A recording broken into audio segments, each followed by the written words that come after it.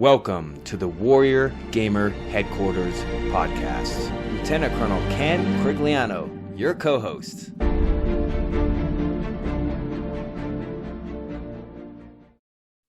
And boy, do we have a show planned for you.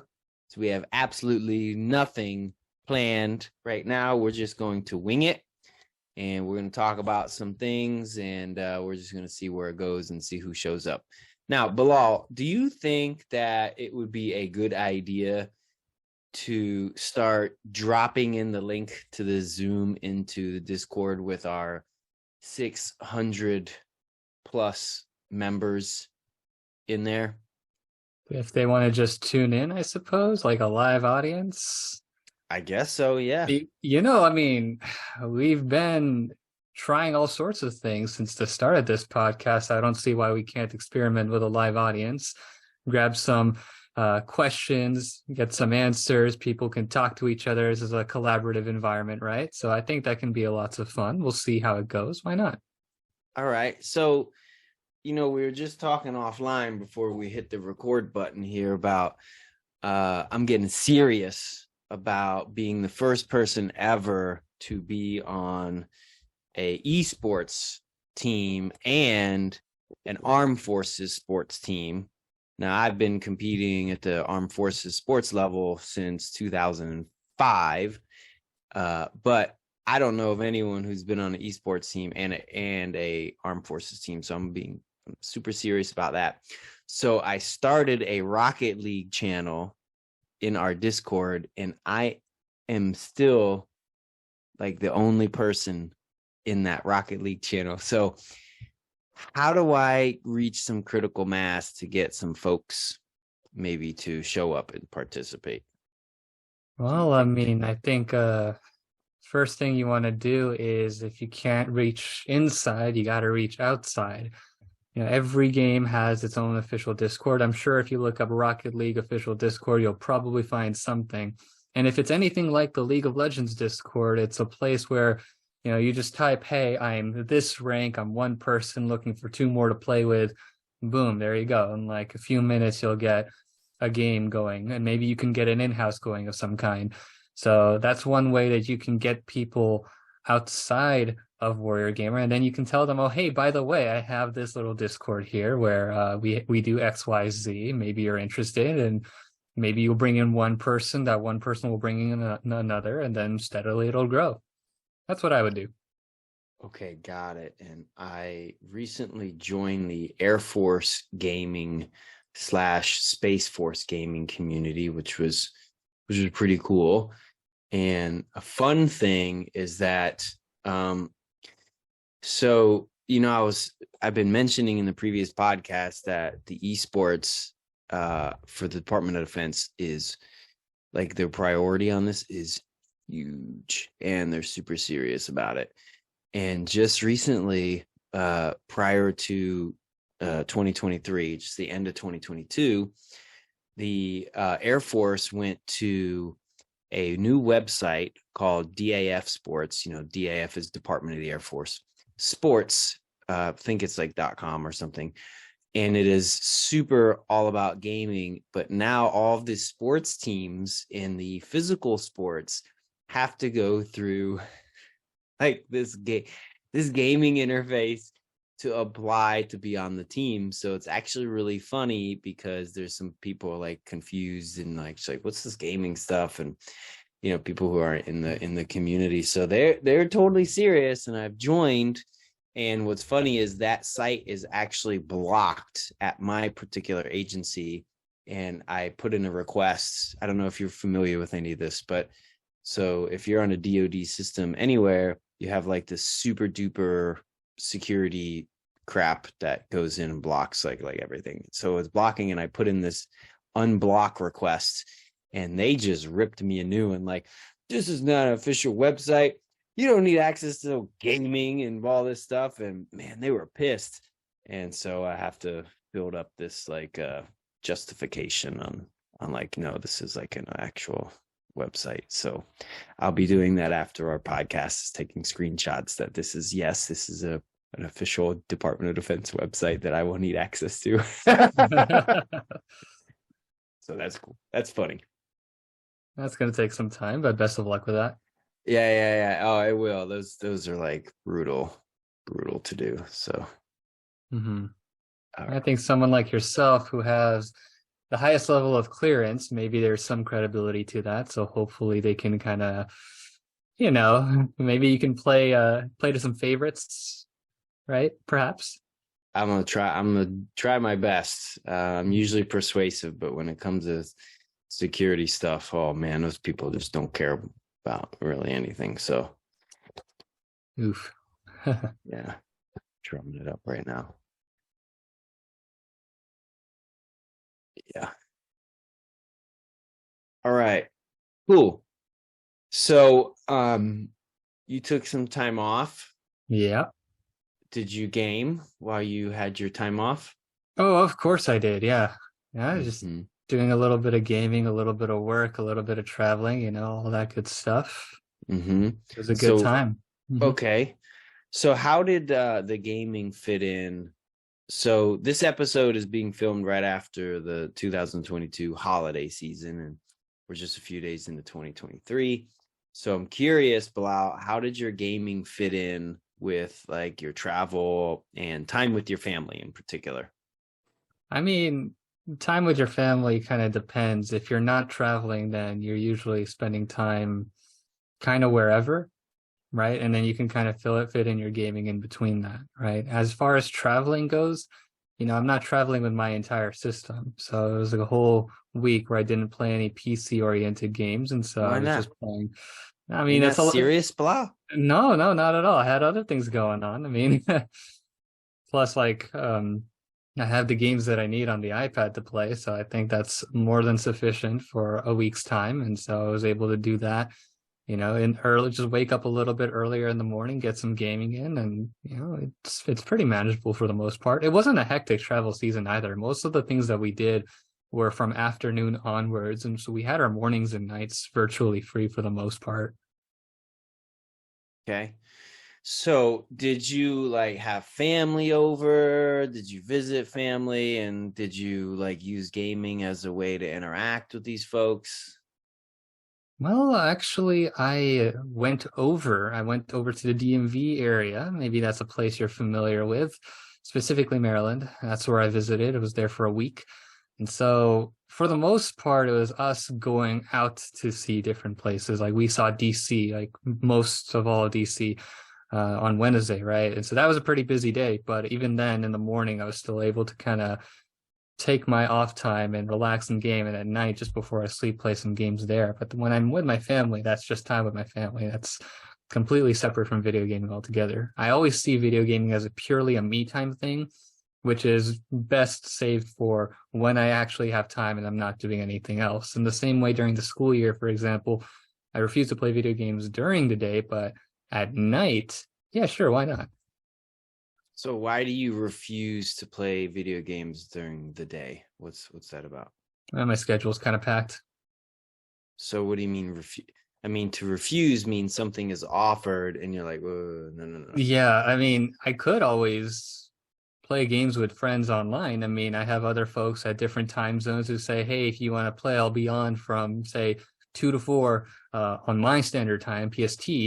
I mean, I could accept, but, I'd rather get some work done and then just play at night. If I miss that opportunity, I miss that opportunity, but my work comes first. Okay, got it. Yeah. Okay, taking some good notes here. So I'm publishing notes, episode notes on YouTube in the description. So to help people, know what we're talking about and everything. So, all right. So a few interesting things that I've noticed as, I got my PS5 from Verizon, super duper excited about that. I didn't think I was going to be this excited, but I am blown away. At the same time, I may have mentioned that my son broke our TV. He threw a baseball bat at the TV, shattered the entire screen. I don't know, maybe a month before Christmas. And I was like, oh, this is great. Everything's going to go on sale on Black Friday and I'll pick up a really nice one. And we got like this killer TV. I mean, for us, this thing is killer. I remember we haven't had TV for like 20 years. So like having anything is like very new and novel for us. And this thing is huge and it's beautiful. And the PS5 is just amazing. And we have this game that we picked up called It Takes Two. Did we talk about this? Do you I know this haven't game? got it. No. Okay. So it is the Lightning. it is the most absolute impressive thing I have ever seen ever in my life. And this is like more impressive than seeing the, SR-71 or space shuttle or whatever. I mean, this is like took unbelievable amount of engineering and vision. The graphics are incredible. Unreal Engine 5, the worlds that are created in this. And this is the coolest part is you have to play the game with somebody else. And it's designed as this couple is about to divorce and their kid is like all stressed out and like just does something, and the two parents are like shrunk into little dolls and they have to do these unbelievable challenges, and you can't do more than a minute by yourself. You have to have somebody there with you. And so me and my wife are playing this thing. Like, I'm very impressed. Like, it does take two people with two different perspectives and two different types of brains, me as like an experienced gamer and she being very, very creative. She has a master's in elementary education and she's a teacher, and there's things in there that I was like, man, I don't know what the hell I'm supposed to do. And she's like, no, check that thing, do that thing, and then go over there. And I was like, hey, babe, that's pretty cool. So what has happened is our kids, 5 and 2, every single night go, it takes two, it takes two, it takes two. And it's like watching a game or a movie with them. And they sit down, they sit next to us, and they know who's on what screen. And like, it's really, really cool. And it was an aspect of gaming that I had not even begin to even predict, is like this family sort of experience surrounding a game. Mm-hmm. I was curious on like, have you ever thought about that where, and I'm saying that because you mentioned like you kind of view gaming as sort of like an individual kind of event for you, where you kind of like, hey, this is my thing. Where Right. we're us, it's like, wow, this is a whole family. I mean, we did almost 2 hours over this weekend, and we don't do that kind of stuff, but it was so much fun, and the kids had so much fun that we just kept going.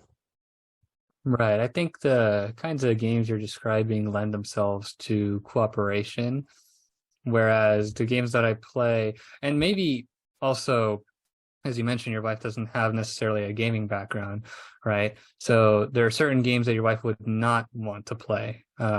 In my case, actually, fun fact. So this past week I got married, and What? yes, surprise. That's a surprise. I wanted to surprise you right here live on podcast. Yeah. So I got married last Wow. week. Yes. Congratulations, Thank dude. you very much. And so my wife is not a gamer. She does not have a gaming background. And so games like League, which I play very frequently, that's not going to work with her. But a game like Genshin Impact, which I did mention in the last time I was on this podcast before I took a couple weeks break, it has aspects that apply to virtually anybody of any background. And so that's a game that I can play with her, not necessarily League. So if I go out of my way to play a game that is more beginner friendly and that has a skill set that works with people who are also not necessarily gamers, those games might be more intriguing. For example, I know I played Super Mario Brothers and Mario Kart a lot with my sister and my mom. Both of them are not gamers, but those games are relatively easy to figure out, and they're not too competitive. They have a sort of party element to them, so it's not completely hardcore.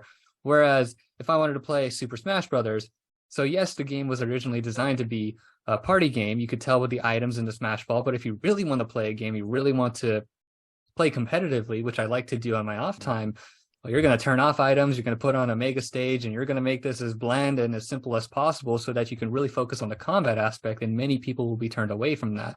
And so I think the latter is the kinds of games that I play. And so those games don't necessarily lend themselves to a family sort of co-op, very nice kind of fun dynamic. It lends itself more towards the hardcore environment. But if I do choose to play a casual game, then I suppose, yes, it can be a more family fun event. That's cool. Yeah, it was so cheap that I was like, I would have paid like $300 for this game because it was just so like immersive and impressive in the way that they built. I mean, there was one point where like I was like, babe, you look hot right now. Cause like the way that it was designed, we're on this airplane and I had to fly the airplane and she had to shoot the gun at things. And I'm like, okay, here's an elementary school teacher. She's in control of a Gatling gun. Like we're dead. We're gonna die. And there's no way to like switch. And then I'm like, well, I'm gonna give her the controls to fly this thing, or we're gonna crash. And like I had it. I guess it sounds bad, but I didn't have high expectations because I know these complicated things. You know, the PS5 is a very complicated controller. I mean, there's like 45 different buttons on this thing. I'm used to like, Nintendo had like two, right? And that was complicated. It's like, hey, B, which one? And so I'm like, okay.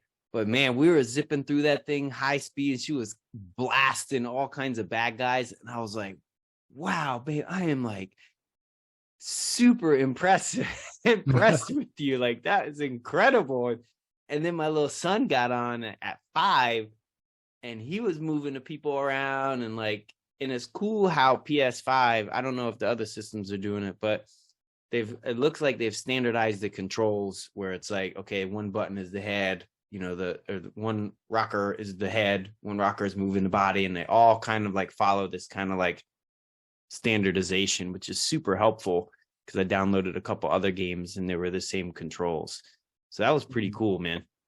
Yeah, that standardization does exist across gaming. Speaking of, I mean, since you talked about your wife not necessarily being a gamer, I actually watched a video. There's a YouTube video I watched with my wife, and it was like, I forgot the exact title, but it was what it's like to put, I forget the title, man. Oh my gosh. But it's a really good video. And it's basically saying, what is gaming like for people who don't play video games? And basically, what this guy did is he had his wife play a game. It was like a platformer game, and he didn't give her any advice, not a single bit of advice whatsoever. And she had to figure it out entirely on her own. Okay, basic things. We're talking basic things like moving, jumping, double jump, dashing, things that are super intuitive. They're cross games. Like if I dash, I hit the analog stick twice. If I jump, I press X on the PS5. That is like constant in every game. This is new to somebody who doesn't play a game. So when they press X, they're like, oh my God, I can jump, right? And then they learn, oh my gosh, the circle is the attack, a square is another attack. It's like, what is that? Triangle to grab an item? I mean, what is this? But like if I were to pick up that game, whichever game that was, I'd be able to do those things right away. I need to speed past the tutorial. That's not an issue for me. Maybe like there's a few like itty bitty details I need to pick up, but I'd be able to pick it up really quickly. I give that game to my wife, it will not be as quick. There is a standardization to it. And I think that gamers generally, they have this sort of like mental map of how a game should run. And they kind of go in with that going in. It's kind of a principle of game design, I believe, that there is this standardization. And so your skills can be transferred from one game to another. I'm going to share this because I think this is it.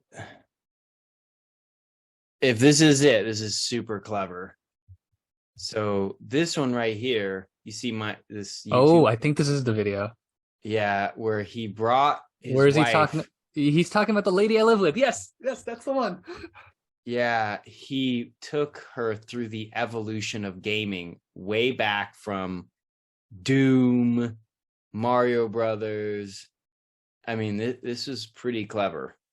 Yeah, this is the exact video. Mm-hmm. Yeah, the mushroom. Yeah. Definitely give it a watch. I mean, it's a good one. You know what's interesting is, and I was thinking about this, as my 5-year-old picked this up, and, I'll drop a link into our YouTube for this thing too. But we got this Swagtron. Have you seen these things? Hoverboard. Oh, the hoverboards, like the circles and the. Yeah, I've tried one. It was so tough. It has the 2 wheels on the side. the rocker panels that you stand on, and as you lean forward, it goes. And it's pretty tough to work on, but yeah, I've tried it. yeah, so my mom got one, and then my wife's mom got one. Actually, my mom got two. My wife's mom got one. So when we went to these houses for the holidays, we had these Swagtron things, right? And I got on. I'm an athlete. I'm like, I got this. I know my body. I'm gonna move this thing around. Man, I fell on my ass, dude. And I was like, whoa, like I am that good. My 5-year-old gets on this thing. I was like, okay, hey, buddy, you gotta hold my hand. You gotta be really careful. This thing is crazy. It's gonna, dude, he was in about 25 seconds. He was doing circles, figure eights. He was going around the dining room table. I mean, all of us were like, what the hell? And then my mom gets on us. She's 70. She was able to go around, back and forth and everything. My wife, not all that great. She was okay. It took her some time. But my 2-year-old who just basically learned to walk last year, he gets on it. He's going back and forth. He's doing circles. And we're just like, what in the hell? And so as I'm like seeing my son, he's playing Rocket League. And I mean, this is a complicated control. I still can't get over how complicated this controller is. People are probably laughing at me because they're like, what are you talking about? It's so easy. But he gets on it and I'm like, look, man, here's these buttons. This does this does that.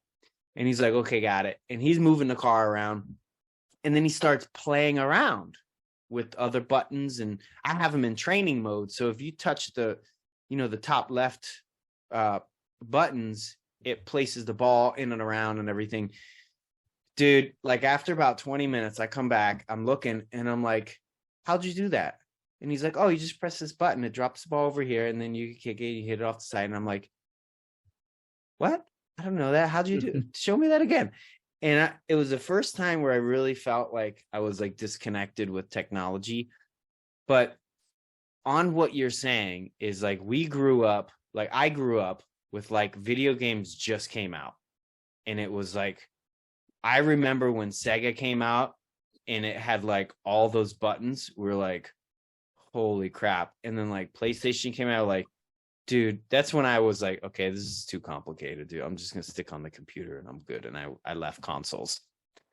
But like he's jumping on there and they're like, imagine starting with that and then seeing this video, 10 years from now, 15 years from now on like the evolution of gaming starting from like right now.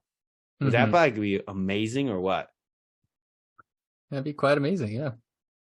I think that just goes to show how important it is to have that early access and those pivotal developmental milestones, really take advantage of those from not only a learning perspective from academics and such, but also, a parenting child, like how to raise your child, but also how to play video games even, because we're about video games here. And sure enough, that's exactly what you see. These kids are able to play games that we simply weren't able to play when we were kids because we weren't exposed to them. It makes you think, like, what if I were just born right now?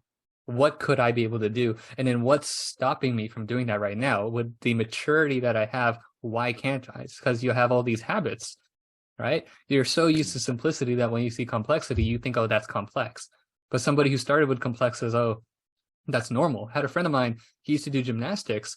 And the floor, now if you've seen how gymnasts do the floor routines, you know that the floor is pretty springy. It's not hard to fall on. I mean, it hurts, but not a lot, right? He trained on a hard floor. So when he goes to competition and the floor is springy, I mean, it's game over. It was super easy for him. So you train on a higher level and you make it as hard as you can for yourself. And when, it goes down to a more simple level, I mean, there's nothing stopping you.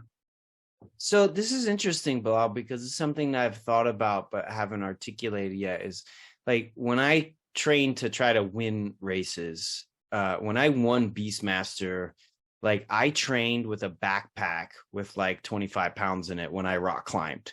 And I was like, I'm not going to do anything other than that, so that when I get on this thing without it, like I'm just flying up the wall. And one of the videos that got me on the show was me doing this crack, with my 25-pound backpack. And I went up like 50 feet on this crack, and it was really impressive. But how do you how would we do that in gaming? Like, how do you train at a higher level so that when you compete, you're just like, oh, this is so much easier than me training? Like, how do you do it? Just no, man, that really depends on what you're playing, because it's very game specific. Because if you're playing a PvP game, which is all the rage, many people in our community play Valorant. I mean, the difficulty is kind of set for you. You're playing at people at approximately your skill level. So it doesn't matter whether you're at a quote unquote low rank or a quote unquote high rank. If you are a low rank player against other low rank players, it's an even match. If you're a high rank player against a high rank player, it's an even match. The only way to get better at that point would be to work on, how would I say, work on competition. For example, you would join these separate Discords that are hosting tournaments, and you would join a team and you would practice as a team. Now, the reason you would do that is because when you play in a team-based environment, you know that not only are you and everybody in your team is communicating, everybody else on the other team is also communicating. When I played Overwatch, my peak rank was High Master. I was one game away from Grandmaster. So this is like top 2%, top 1% almost. And one of the advices that they would give to master people trying to get into Grandmaster is you should join a team, whether it's your school team, whether it's some Discord team or an amateur team, whatever it is, because you need to build habits. You need to be able to play against people who are communicating with each other, because if you can beat coordinated players, imagine how you can face off against uncoordinated players. Whereas with single player games where, the difficulty is just kind of based off the level they gave you, you kind of have to give yourself some more, artificial boundaries. For example, in the case of Super Mario Brothers, right? They tell you to complete the level in, I don't know, let's say 5 minutes. Well, try for 3. I mean, what's stopping you? I mean, the game's not going to tell you to try for 3 minutes. You have to tell yourself that. And then eventually that leads you to speedrunning, right? And then if you get really, really good, you can do your speedruns blindfolded. I'm not saying that as a joke. People actually do that. People do. Whoa, can you explain that because I don't know what that means. So can you just kind of explain that? So imagine playing Super Mario Brothers. Think of a level in your head, and now imagine playing that blindfolded. Wow. I'm not kidding. This is a thing. This is very much a thing. That's amazing, because like one of my buddies is a trainer for like super elite athletes, and one thing that he swears by is the visual vestibular alignment, and where he'll have his athletes play with their eyes closed or with masks on, and they have to like run, jump, land on things, go backwards, carry things. And I mean, it is unbelievably hard. Wow. Oh man. The first time I did, I couldn't even walk straight, and I was already at a world level. And I was like, dude, like, he's like, yeah, LeBron can he can do this. And I was like, oh my God, that's unbelievable. So I'm not surprised, man, that you can memorize an entire board. And I mean, think of the dudes and gals who can play like 5, 6, 8, 10 games of chess at the same time. That's exactly what I was thinking, actually. Yeah. That's interesting. I tried to apply some of my training techniques to gaming, and the best thing that I came up with at the time was like, okay, I'm just gonna fight all these guys with pistols. Like they can have their automatic weapons and the darts and all the nonsense, and Valorant. And I was like, I'm just gonna do pistols, and that was like the best thing, the best idea I had. But doing blindfold and stuff, that's cool, man. Maybe black and white or whatever, black and white your screen. I know, no idea, but yeah, the concept that gamers are familiar with, the word, or rather the 2 words, is a limit testing. So the only way you can test your limits is if you know them. It's like if you're doing a bench and you say, oh, my bench is 225.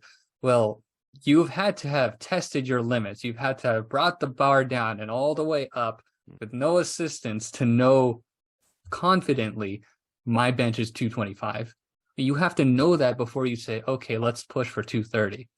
You can't be benching 150 and being like, you know what, I could do 200 today. That's not limit testing. That's stupid.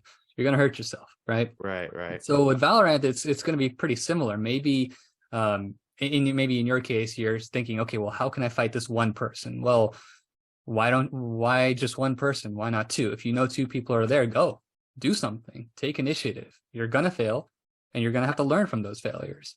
But it's by making these calculated mistakes, knowing your limits, that you can actually learn. It's very different from somebody who says, okay, I'm going to walk into a site knowing that there are two people there and I'm just going to see what happens. No, you're different because you know how to fight a 1v1. Now, how can you fight a 1v1 knowing that there's two people? That's knowing your limits and being able to improve from that. The other example I gave was, oh, there's two people, I'm just going to go in. That's called being reckless, right? Which can be considered inting, and your teammates are not going to like you. And you're not going to be happy with yourself. So you need to know where you stand. It's called limit testing. Well, what's the last word you just said? Reckless.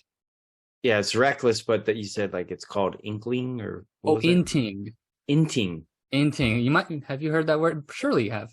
No. Maybe it's not so much in Valorant. It's more of a League of Legends term. So inting is a short term that refers to intentional feeding.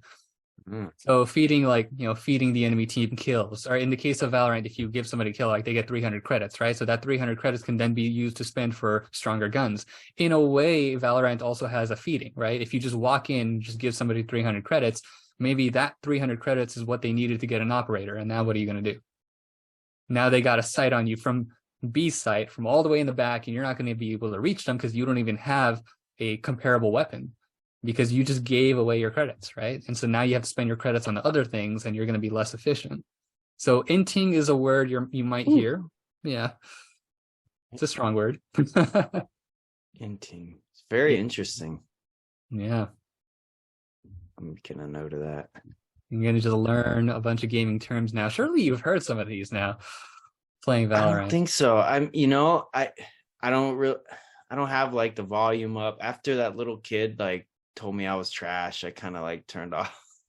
Oh no. Turned off the volume, but I'm not like a huge shooter dude, just the violence aspect of it. But I like Rocket League and some of the other building games and stuff like that where I like to be more cerebral, I guess. Not saying there's anything wrong with those, but just for me, I like to take my time a little bit. But yeah, it's very interesting. This is super, super intriguing stuff. All right, it's good notes here. All right, well, what else you got? Any more comments or thoughts before we? The only comment I have is we didn't address the fact that it's New Year's. People are going to be making the New Year's resolutions, right? Now, I don't know if you're anything like me, but I have a problem with New Year's resolutions, is that there's no way you can make a massive change right away. There's just no way. It's like if you told me New Year's was on February 1st, or some arbitrary date. Let's just say March 28th. That's your New Year's. And you're just going to change everything. That you're not going to do that. You're not going to do that. I just had to say that. Okay. I really wanted to say that because people are going to be making all kinds of resolutions, especially gaming ones. They're going to say, I'm going to hit this certain rank, or I'm going to get better at this, or I'm going to complete these levels. Well, I mean, hopefully you've been working towards that already, because if you haven't, then, I mean, if your process is messed up, it's not going to work out for you, and you're going to be disappointed, and you're going to regress back into your old habits. So remember to think about the process. I have to mention this because people forget it. All right. So that's a super valid point on focusing on the process versus the outcome, but using the outcome as the motivation and driving factor. And so I will make a comment for you to digest and comment on, which is for me, like, I love New Year's. Used to be my favorite holiday, and it was the way that I use goal making is that you certainly 100% can make an incredibly drastic life change neurologically, motivationally in an instant. And you can prove this by, if you show up, if you go visit New York City and you get out of LaGuardia, you hop on you take a taxi, you show up in Times Square, and someone points a gun at your face and says, give me everything that you have. And they take all your identification. You're stuck there for a week. You are never going back to New York City, and probably avoiding lots of crowds. And you're going to have some trauma that you're going to carry around for quite some time. That was one instant, one event that changed neurologically processes in the way electricity flows, in your entire body, and hormones, all that stuff. And so the way that I approach resolutions and stuff like that is try to recreate a very emotionally powerfully charged event that then they can link their process to. Because if you don't link that process, you're just a boat floating out in the ocean, and so with no direction, no captain. And so how I do this, why I love New Year's, is we typically do like a polar bear plunge. And when we do the polar bear plunge, it's usually really, really cold. We do our resolutions, we jump into the polar bear plunge, and it just gives like that shock to the system.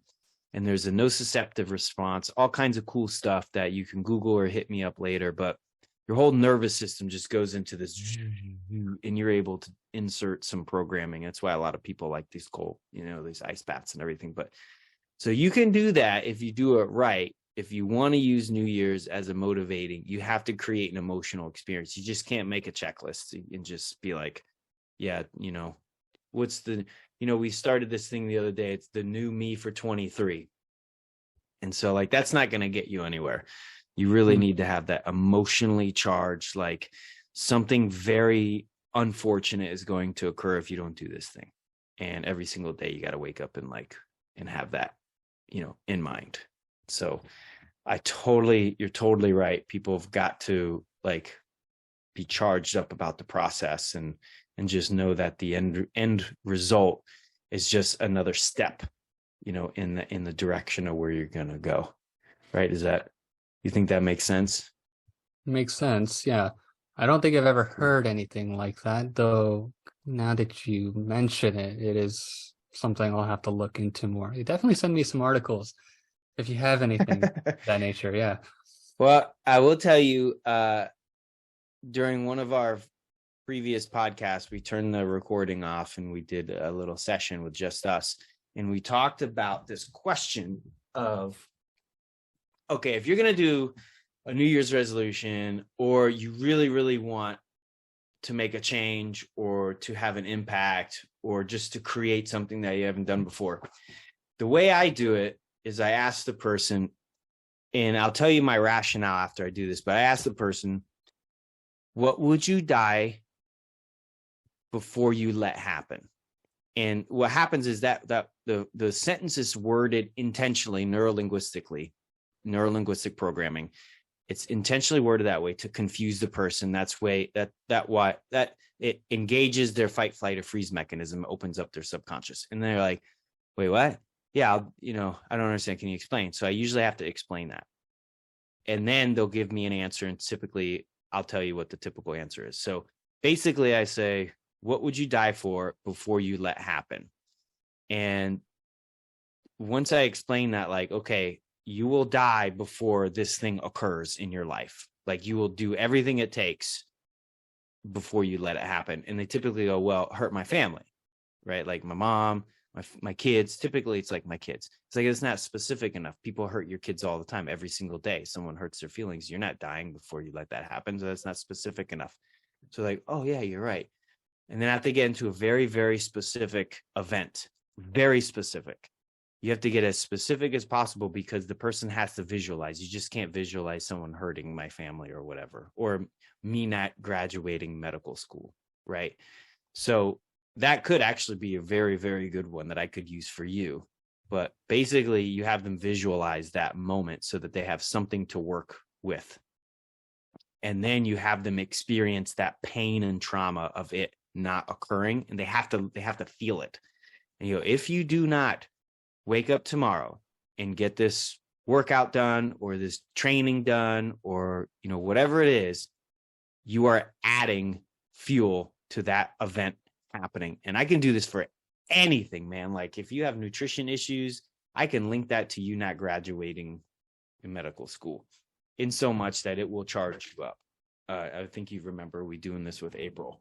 No, I do remember. You talked about trying to convince somebody to not eat that brownie. I think that's the one. Yeah, I do remember this. That's right. And many times, like, there's a loose link and they're like, yeah, I don't understand the connection between this brownie and like, me not getting promoted or whatever, or me not making this esports championship or this rank or whatever. And so sometimes you kind of have to do some other tricks, which is what's called a neural association. And so you can associate that brownie. I think we did with her, we had to go a little drastic, right? Where we kind of associated like something with like, like fecal matter.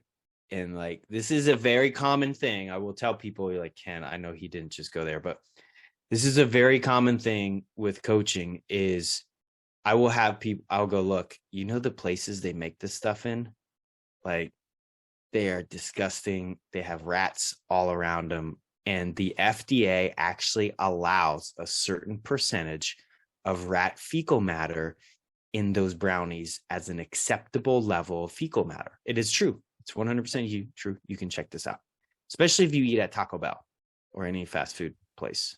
And there's some things that are totally not regulated by the FDA or whatsoever. So you have no idea what the hell is in this food or these products that you're wearing on your body or sleeping at night or using shampoo or soap. And so that is actually quite effective too, because they look at that and they're like, there's like 3 rat poops in that thing. And you can find something that they're really, really, really disgusted by, and you just gotta smash them in there. That'll do it. That'll get somebody to stop eating. Yeah. It will. And folks at the elite level, they do this. They don't care how silly it sounds. I mean, they don't tell people, but they do these things in order to like move themselves forward. So if you're struggling with something and these things sound silly, trust me, they are not. Everyone is doing it. Arnold Schwarzenegger, Sylvester Stallone, LeBron James, Mariah Carey, Michael Jackson, everybody, Tiger Woods, like everybody does this stuff, these little mind tricks to get them, focused and on the right path. So I don't know. Does that jive now? It totally jives. I'll just have to find a way to make it work for me. And perhaps, down the road, I'm thinking, if we have somebody on, this podcast, a guest or something, maybe we could try it with them. Or rather, when I say we, I mean you, because this is kind of your expertise. Okay. Yeah, let's do that. Let's put a post. How about, Bilal, you rock this, see if we can find some folks that we can do some programming on, and let's bring them on the show. And just put a message out in the Discord and let's see who responds. Yeah. How do we like phrase this? We'll have to sleep on that. Yeah, let's sleep on that so we don't embarrass ourselves on this. Maybe we'll like share this episode out and be like, challenge. Oh, what's really cool is I got us a sponsor for our events, by the way, which is Hyper Ice. I don't know if you're familiar with them. HyperX, yes. Hyper Ice. Yeah, Hyper Ice, no. HyperVolt 2 Pro. Yeah, so that's one. Uh-huh. Whoa.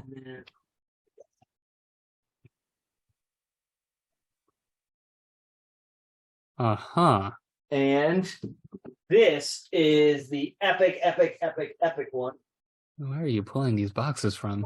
Oh my gosh, I got a bunch of them. They sent me an incredible care package. So this is the Mac Daddy. Is this like an ultra massager of some kind?